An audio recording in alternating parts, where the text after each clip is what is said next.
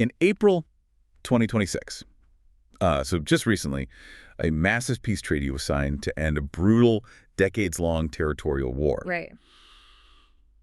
But, and this is the crazy part, it wasn't signed by presidents in tailored suits. No, not at all. It wasn't negotiated in some glittering capital city either. It was literally hammered out by local farmers, youth representatives, and nomadic herders in the middle of an oil-rich savanna. While the governments who actually claim the land were just completely missing in action. Exactly. So, welcome to the Deep Dive. Today we are bringing you into the room for a conversation about a place that has been entirely frozen in political time for 15 years. Yeah, it's a place where the calendar kept turning, but the fundamental question of, who actually owns the ground you're standing on was just left completely unanswered. It's wild. It is a genuinely incredible situation. I mean, we are looking at a region where top-down sovereign states have essentially collapsed under the weight of their own conflicts. Yeah. And yet the people on the ground are not just figuring out how to survive. They are actively building a functioning framework for peace entirely on their own. Which is why our mission today is to explore this exact phenomenon. We're looking through the lens of the April 7, 2026 Declaration of Intent. Which was signed in Abyei. Yes, Abyei. Yeah. It's this fiercely disputed territory sitting right on the border between Sudan and South Sudan. And we've got a really fascinating stack of sources for you today. We do. We're pulling from conflict analysis reports, dispatch updates, and even internal UN Security Council dynamics. And together, they paint this incredibly vivid picture of how peace is actually built from the ground up. So, okay, let's unpack this. Because to really grasp why this document from April 2026 is such a huge deal, we had to lay down the foundation of the incredibly unique, limbo-like environment of Abyei itself. That foundation is absolutely critical. I mean, this deep dive isn't just about a single treaty being signed on a random Tuesday. Right, it's bigger than that. It's a masterclass in modern conflict mediation. So just to visualize it, Abyei is roughly 10,500 square kilometers of savanna. Which is huge. It is, and it sits right inside the broader Nile oil basin. Meaning it's incredibly resource-rich. Exactly. Oil changes everything. And physically, it straddles the border between Sudan to the north and South Sudan to the south. Okay. And its unresolved status, it goes all the way back to the 2005 Comprehensive Peace Agreement. Which is what ended the decades-long civil war, right? Yes. That agreement promised Abyei a special administrative status. The whole plan was to hold a final referendum so the people living there could simply vote on whether they wanted to join Sudan or the newly forming South Sudan. That was the plan, Elia. That was the plan. But, when 2011 rolled around and South Sudan actually gained its independence, that promised referendum in Abyei just never happened. It was indefinitely stalled. Completely stalled. And looking at the sources, the reason it stalled is fascinating because it wasn't about the logistics of ballot boxes or voting locations. No, not at all. It was this bitter, intractable dispute over literally a single word. Residents. Yes, resident. Who actually counts as a resident of this territory? Yeah. Because you have two completely different communities claiming this land as their own. Correct. So on one hand, you have the Ngok Dinka. Okay. They are largely sedentary, mostly Christian farmers. They live in Abyei year-round, cultivating the land, and they claim it as their deep ancestral home. Year-round residents. Got it. Right. Then on the other hand, you have the Misseriya. They are Arab Muslim nomads from the Kordofan region, which is up to the north. And they don't stay year-round. No. For generations, they have practiced a system of seasonal migration called transhumance. Every single year during the dry season, they migrate south through Abyei for about 6 months. Just looking for grazing land and water. Exactly. Grazing land and water for their massive, massive herds of cattle. And then when the rains return, they move back north. Okay, so to put this in terms we can easily wrap our heads around, imagine you have a roommate dispute over a house. I like this analogy. Right. So one person lives in the house year-round. The other person has lived there for 6 months out of every single year. And their family has done that exact same 6-month rotation for generations. Exactly. And suddenly, a landlord shows up and says, well, we're voting on who gets the deed to the house, but only full-time residents get a ballot. Wow. Yeah. The year-round resident obviously feels the house is theirs. But the 6-month resident realizes that if they don't get a vote, they might be locked out of the property forever. Which completely destroys their way of life. Right. So that captures the existential dread perfectly, I think. It really does. And before the division of Sudan, these two communities actually maintained a relatively peaceful coexistence. They needed each other. They did. But once the country split and this international border was about to be drawn right through their shared land, that historical coexistence just vanished. It turned into a zero-sum territorial dispute. Exactly. The Ngok Dinka believe they will easily win a referendum if it's held. But the Misseriya view any referendum that excludes them as a literal threat to their identity and survival. Which naturally leads to the reality on the ground. I mean, how does a society even function day to day when nobody agrees on who is actually allowed to be there? Yeah.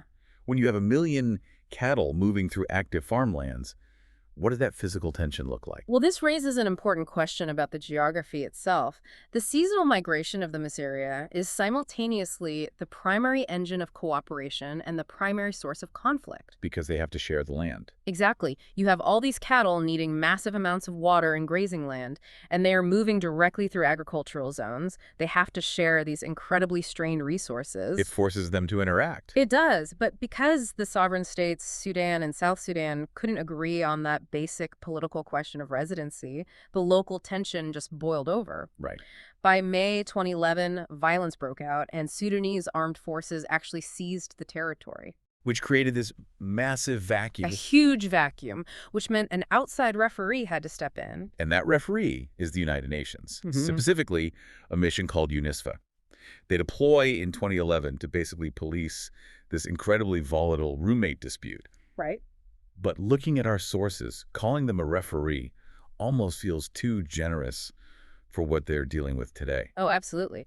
So UNISFA stands for the UN Interim Security Force for Abyei. Following that 2011 violence, a temporary deal established a demilitarized zone. And UNISFA was originally deployed with Ethiopian soldiers to enforce it, right? Yes, originally Ethiopian troops. And for the last 15 years, they have been the only stabilizing institution in a territory claimed by 2 countries but governed by neither. Wow. However, their ability to actually enforce anything has been systematically gutted over time. Right. Their numbers have been severely slashed. I mean, we're talking about a massive territory. Abyei is the size of Lebanon. Yeah. And the UN Security Council has cut their troop ceiling down to just over 3,200 soldiers and about 640 police officers. It's nothing. That is a tiny footprint for an area dealing with hundreds of thousands of migrating cattle and heavily armed militias. And it's not just a lack of manpower. It's the sheer multiplication of threats. The security reality as of early 2026 is just deeply fragile. Because of the broader war in Sudan. Exactly. When the Sudan war erupted in April 2023, the spillover into Abyei was immediate. Official Sudanese paramilitaries, the Rapid Support Forces, or RSF, they infiltrated northern Abyei. Setting up checkpoints, right? Yeah, they began setting up illegal checkpoints at the Amiot market. Which is this crucial trading hub for both the Ngok Dinka and the Misseriya. Exactly. It's the economic heart of the area. And that's just the north. Right. On the southern border, you have South Sudan's army breaching the demilitarized lines. Plus, there are heavily armed Nor factions attacking local communities. It's coming from all sides. And to make matters worse, UNISFA is facing a 15% budget cut this year. Which is devastating. And crucial humanitarian groups, like the UN Food and Agriculture Organization, had to literally suspend their operations in mid-2025 due to a lack of funding. The stakes couldn't be higher.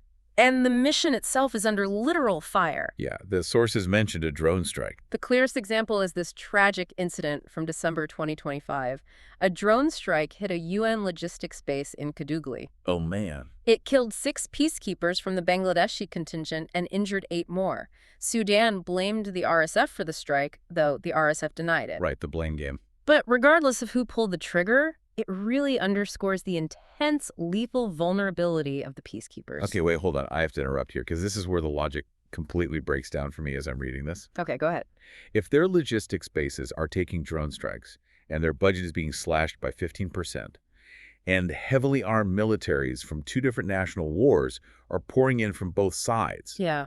why is the UN even still there? How can they possibly enforce a demilitarized zone? Yeah, aren't they essentially a toothless referee at this point? You're hitting on the exact crisis of identity the mission faced. Your confusion is completely justified. Okay, good. Top-down enforcement, relying on military deterrence and mandates drafted in New York, it was fundamentally failing. Because they just didn't have the resources. Right. UNISFA realized they couldn't police a war zone with a shrinking budget and zero political backing from the sovereign states. That makes sense. That structural reality forced them to completely flip their strategy. If they couldn't enforce peace from the top down, they had to build it from the bottom up. Meaning they turned to the people actually living in the conflict. This is the pivot to the grassroots that the sources highlight. Yes. Instead of waiting for presidents and generals to figure it out, UNISFA started focusing entirely on local mediation. Exactly. They started relying on these massive community conferences. They hold them right before the dry season migration begins, and then again right after it ends. They get the actual representatives of the communities into the exact same room. For example, in December 2024, they facilitated a conference where 154 local representatives signed an agreement. 154. Yeah. And they didn't try to solve the grand political status of Abyei. Instead, they focused on practical survival. Like the cattle routes. Yes, they mapped out specific corridors for the cattle to move through to avoid trampling farms. I really want to dig into the mechanics of this because it's not just people sitting around a table signing paper. Yeah. The sources detail how they established this incredible institution called the Joint Community Peace Committee, or JCPC. Right. And they're actually enforcing these agreements through cultural mechanisms. That is the key. The JCPC has become the backbone of conflict management there. I mean, how do unarmed civilians enforce a peace deal against armed actors? Right. They use established cultural norms. For instance, they negotiate systems for blood money or compensation. Yeah, if a herd of cattle destroys a crop, or, if someone is killed in a skirmish, there is a pre-agreed, culturally binding price to be paid. And people actually respect that. Yes. Both the Ngok Dinka and the Misseriya respect this system because it comes from their own traditions, unlike some mandate imposed by a foreign peacekeeper. That is brilliant. And what absolutely blew my mind, looking at the sources, was the demographic shift in who was actually doing the negotiating. Oh, the inclusion aspect. Yeah. In a deeply traditional, very patriarchal setting, the November 2025 conference was a massive turning point. They invited newer representatives for the very first time. Which was huge. But even more surprisingly, women made up a third of the attendees. And in one follow-up session, women's participation reached 41%. It's incredible. And youth representation hit 22%. How did that demographic shift even happen in the middle of an armed conflict? Well, it happened out of sheer necessity. Women and youth are the ones who bear the absolute brunt of the violence and the economic devastation. But they also hold immense informal leverage over the young men who are actually doing the fighting. And the sources point out that this rising participation of women directly tracks with a documented, measurable reduction in local conflict. That makes total sense. I mean, instead of diplomats in suits arguing over abstract borderlines, you have local mothers and young leaders negotiating the precise routes of a cattle corridor. And agreeing on the physical locations of water access points. Yeah. What's fascinating here is the psychological concept of local legitimacy. In international mediation, a top-down mandate is always fragile because the people on the ground feel no ownership over it. They just feel like they're being told what to do. Exactly. But in Abyei, the community leaders are the ones shaping the agreements. The co-chairs of the JCPC have consistently told UNISFA, "We own this process. Your job is to support our implementation, not dictate the terms to us." Wow, they just took charge. They did. And when peace is built on local legitimacy, it is incredibly difficult for rogue actors to destroy it. Because if they break the rules, they aren't defying a faceless UN bureaucracy. They are defying their own families and neighbors. Which brings us to the massive breakthrough that triggered this entire deep dive. All those years of patient, grassroots groundwork laid the foundation for last week's event, the April 7, 2026 Declaration of Intent. This was the moment all that local architecture really paid off. Leaders from both the Ngok Dinka and the Misseriya communities signed a formal declaration of intent. And what did it say? They committed to a completely weapons-free Abyei, and they pledged to work together to remove any unauthorized armed elements from their lands. But the sources emphasize one specific detail that makes this a masterclass in mediation. They didn't just sign it with each other. They signed it with UNISFA. Yes. Why is that specific detail so crucial? Because it bridges the gap between the local and the international. By signing with the UN, the communities are formally linking their grassroots commitments to international law. Wow. They are essentially giving the peacekeepers a community-endorsed mandate to hold them accountable.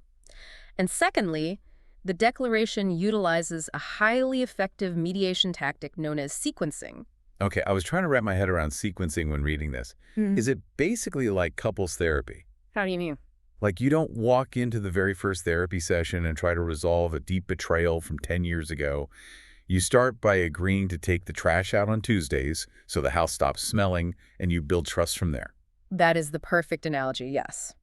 The political question of sovereignty, who ultimately gets the deed to Abyei, is currently impossible to solve. Right. So, through sequencing, they just ignored it. They focused entirely on narrow, actionable behavioral issues. Taking out the trash. Exactly. And in this case, the trash is the presence of unauthorized guns and those illegal checkpoints at the Amiot market. Right, because both sides hate those. Yes, both communities universally agree that armed gangs are bad for local business and dangerous for their families.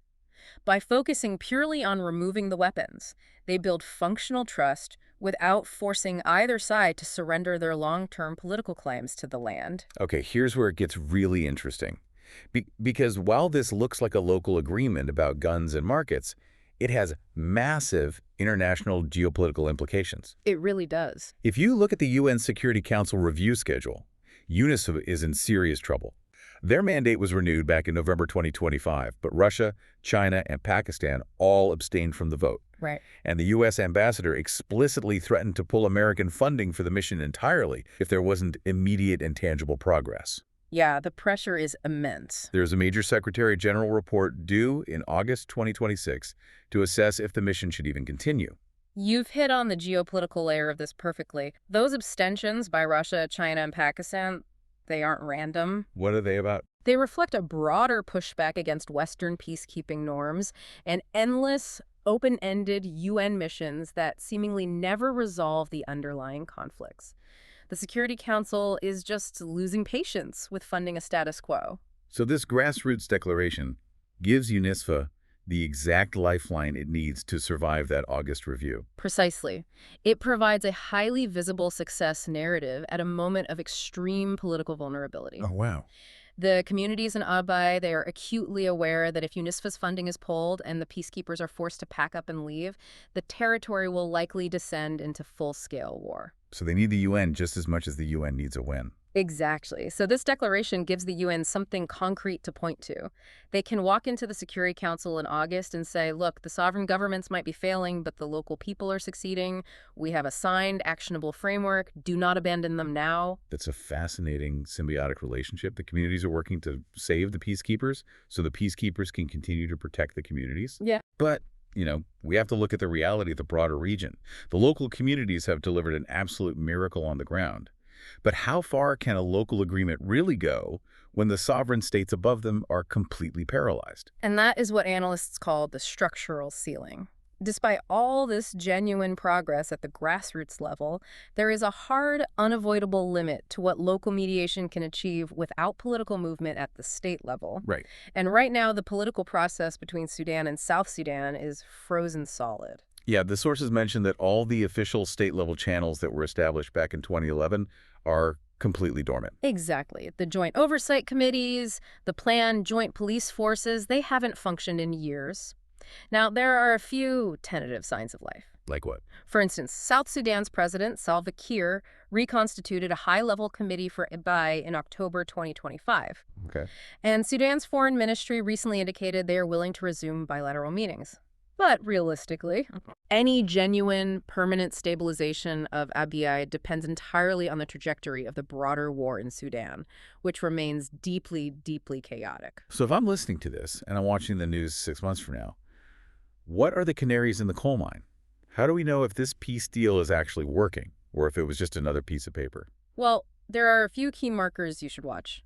First, operational reality. Okay. Do the illegal paramilitaries actually disappear from the Amiot market?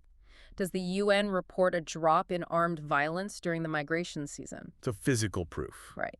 Second is community stamina.